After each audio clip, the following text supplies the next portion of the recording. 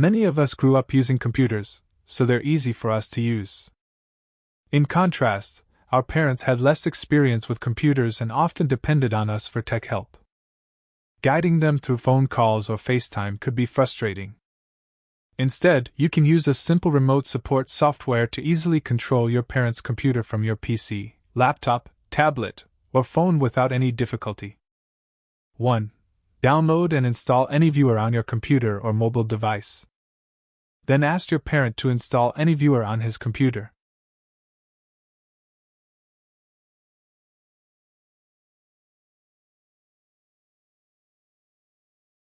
2. Sign up for AnyViewer for free.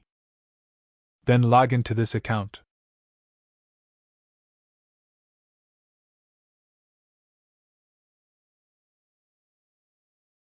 3. Give the account and password to your parents and let them log into the same account on their computers. All the devices will be automatically assigned to the logged-in account. 4. Move to the device interface and click your parents' computer from the My Devices list. Then click One-Click Control to immediately and remotely support your parents' computer. AnyViewer supports Windows, macOS, iOS, and Android. Therefore, you can access your parents' devices from anywhere you want,